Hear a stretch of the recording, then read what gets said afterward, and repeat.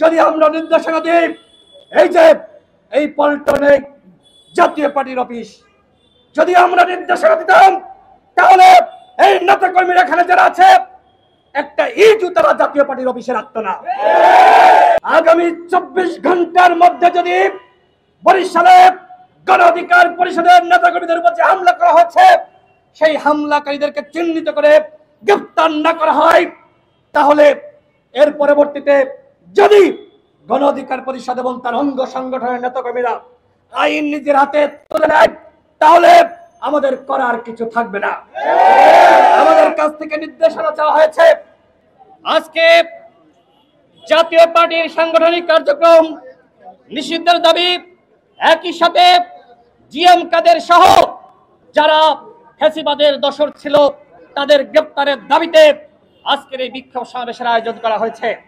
গতকাল আপনারা জানেন বরিশালে গণ অধিকার পরিষদের নেতাকর্মীদের উপরে জাতীয় পার্টি এবং আওয়ামী লীগ কিভাবে সম্মিলিতভাবে হামলা চালিয়েছে।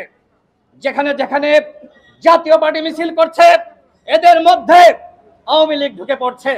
জিএম কাদের এর আগে বলেছে আওয়ামী লীগ নিষিদ্ধ করা যাবে না। জিএম কাদের বলেছে আগামী নির্বাচনে আওয়ামী লীগ অংশ নিতে পারবে। তার মানে কি? তার মানে এই জিএম কাদের শুধুমাত্র তার জাতীয় পার্টি নিয়ে মিছিল করছে না, এই কুলাঙ্গার শেখ হাসিনার দোসর এই জাতীয় পার্টির চেয়ারম্যান জিএম কাদের আওয়ামী লীগকে নিয়ে মিছিল মিটিং করছে। আমাদের স্পষ্ট কথা, জাতীয় পার্টি আওয়ামী লীগের মতন করে নিষিদ্ধ করতে হবে। জাতীয় পার্টি বাংলাদেশে কোনো রাজনীতি করতে পারবে না। ওই রাশেদ খান মেনন, হাসানুল হক ইনুরা যদি গ্রেফতার হয়, আমার প্রশ্ন, কেন জিএম কাদের ওই মাজিবুল হক জন্য এখনো পর্যন্ত তাদেরকে গ্রেফতার করা হচ্ছে না? কোন উপদেষ্টারা তাদেরকে সহযোগিতা করছে? কারা জাতীয় পার্টির রাজনীতি এখনো পর্যন্ত জিইয়ে রেখেছে? আমরা সেটি জানতে চাই।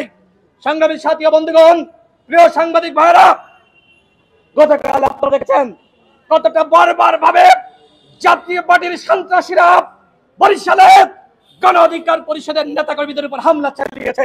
আমাদের একজন নেতা, তিনি একটি দোকানের মধ্যে আশ্রয় নিয়েছিলেন। সেখানে ভিডিওতে আপনারা দেখেছেন ছাত্রলীগ যুবলীগ যেভাবে তাণ্ডব চালায়, যেভাবে রক্তাক্ত করে, যেভাবে হত্যার চেষ্টা করত, ঠিক একইভাবে ওই জাতীয় পার্টির কুলাঙ্গার নেতাকর্মীরা আমাদের নেতাকর্মীদের উপর হামলা চালিয়েছে, হত্যার চেষ্টা করেছে। গতকাল বরিশালে মামলা হয়েছে। প্রশাসনকে বলবো, আমরা কখনোই জাতীয় পার্টির কার্যালয়ে কখনোই হামলা করতে যায়নি। আমাদের নেতাকর্মীরা এই ধরনের ভ্যান্ডালিজম পছন্দ করে না, কিন্তু এই আওয়ামী লীগকে নিয়ে জাতীয় পার্টিতে মিছিল মিটিং করছে, সেগুলোকে আমরা মেনে নিতে পারি বন্ধুগণ? কথা স্পষ্ট, আগামী 24 ঘন্টার মধ্যে যদি বরিশালে গণ অধিকার পরিষদের নেতাকর্মীদের উপর যে হামলা করা হচ্ছে, সেই হামলাকারীদেরকে চিহ্নিত করে গ্রেফতার না করা হয়, তাহলে এর পরবর্তীতে যদি গণ অধিকার পরিষদ এবং তার অঙ্গ সংগঠনের নেতাকর্মীরা আইন নিজের হাতে তুলে নেয়, তাহলে আমাদের করার কিছু থাকবে না। আমাদের কাছ থেকে নির্দেশনা চাওয়া হয়েছে, যদি আমরা নির্দেশনা দিই, এই যে এই পল্টনে জাতীয় পার্টির অফিস, যদি আমরা নির্দেশনা দিতাম, তাহলে এই নেতাকর্মীরা এখানে যারা আছে একটা ইটও তারা জাতীয় পার্টির অফিসে রাখতো না। কিন্তু আমরা নির্দেশনা দিই নাই। নেতাকর্মীদেরকে বলবো, শান্ত থাকেন। এই গণঅভ্যুত্থানের সরকার আমাদের সরকার, এই সরকার তারা সুন্দরভাবে কাজ করুক, তারা আইন শৃঙ্খলার পরিস্থিতির উন্নত করুক, আমরা সে বিষয়ে সহযোগিতা করব। কিন্তু আমরা যারা অভ্যুত্থানের নেতৃত্ব দিয়েছে, যারা সংগ্রাম করেছে, যারা অংশ নিয়েছে, আওয়ামী লীগের আমলে মার খেয়েছি, এখনো কি আমরা মার খাবো? নেতা কর্মীদের বলবো, জাতীয় পার্টি যেখানে মিছিল সমাবেশ করতে দেবে, কোন মিছিল সমাবেশ আপনারা করতে দিবেন না। একই সাথে ওই যে আমরা দেখেছি রংপুরে এনসিপির নেতাদেরকে গালি দেওয়া হয়েছে, অন্য দলের নেতাদেরকে গালি দিয়েছে।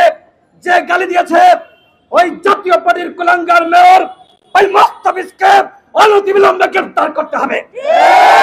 সেনাবাহিনীর পক্ষ থেকে গতকাল যারা জিএম কাদেরের বাড়িতে হামলা চালিয়েছে, তাদের গ্রেপ্তার করার জন্য অভিযান চালিয়েছে।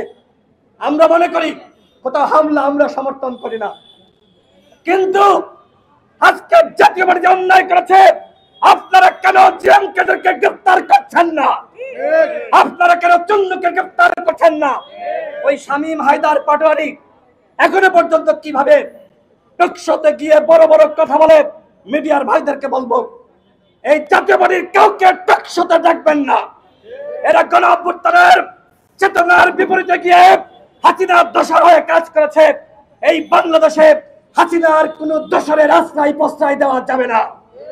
যেমনি ভাবে আওয়ামী লীগকে সাংগঠনিকভাবে নিষিদ্ধ করা হয়েছে, ঠিক একইভাবে জাতীয় পার্টি সহ 14 দলের কার্যক্রমকে অবশ্যই নিষিদ্ধ করতে হবে। গণ অধিকার পরিষদের পক্ষ থেকে নির্বাচন কমিশনে আওয়ামী লীগের নিবন্ধন স্থগিত চেয়ে আবেদন করা হয়েছিল, ঠিক একইভাবে জাতীয় পার্টি সহ 14 দলের নিবন্ধন স্থগিতের আবেদন করা হয়েছে। সেখানে আমাদের হাসানুল মামুন, ফারুক হাসান সহ নেতৃবৃন্দ গিয়েছিলেন।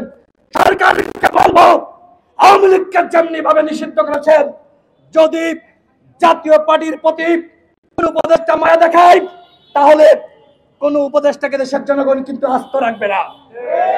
আপনারা আগামী 24 ঘন্টার মধ্যে জাতীয় পার্টির বিষয়ে আমাদের সিদ্ধান্ত জানাবেন, অন্যথায় পরবর্তীতে কোনো অঘটন ঘটলে তার দায়ভার কিন্তু আমরা নিতে পারবো না।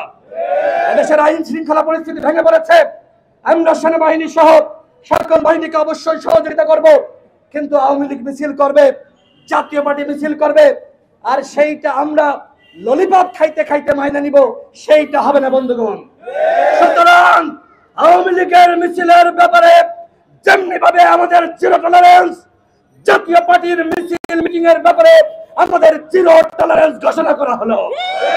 সারা দেশের নেতা কর্মীদেরকে বলবো, আপনারা যখন জাতীয় পার্টি মিছিল করবে, আপনারা থানায় যাবেন, পুলিশকে জানাবেন। পুলিশ যদি ব্যবস্থা গ্রহণ না করে আমাদেরকে জানাবেন, প্রয়োজনে আমরা ঢাকা থেকে নির্দেশনা দেব।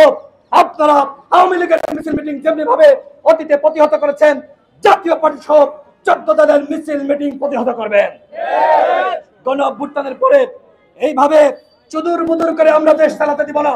গণ অভ্যুত্থানের পরে সঠিকভাবে দেশ চালাতে হবে এবং একই সাথে আইন শৃঙ্খলা পরিস্থিতি উন্নত করতে হবে। আজকে আমি নির্বাচন নিয়ে 1 মিনিট কথা বলে শেষ করব। নির্বাচন নিয়ে অনিশ্চয়তা শুরু হয়েছে। গণ অধিকার পরিষদের স্পষ্ট ঘোষণা, আগামী ডিসেম্বরে নির্বাচন হতে হবে এবং এই লক্ষ্যে সেপ্টেম্বরের মধ্যে জাতীয় নির্বাচনের তফসিল ঘোষণা করতে হবে। নির্বাচন নিয়ে অনিশ্চয়তা, ধোঁয়াশা আমরা মানব না। এর আগে জাতীয় সংলাপ করেছেন, আমরা তখন দেখেছি কোন সিদ্ধান্ত আমাদেরকে দিতে পারেন নাই। আগামীকাল জাতীয় সংলাপের আহ্বান করেছেন, আগামীকাল অবশ্যই সিদ্ধান্ত আসতে হবে। নির্বাচনের তারিখ আমাদেরকে জানাতে হবে।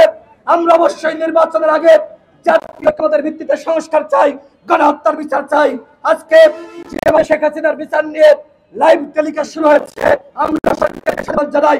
অবশ্যই শেখ হাসিনা, ওবায়দুল কাদের সহ যারা ইন্ডিয়ায় পালিয়ে গেছে, এদেরকে ফিরিয়ে এনে অবশ্যই শাস্তি দিতে হবে, অন্যথায় গণ অভ্যুত্থানের 17 সালে বেইমানি করা হবে। এই মুহূর্তে আমাদের একটি মিছিল শুরু হবে।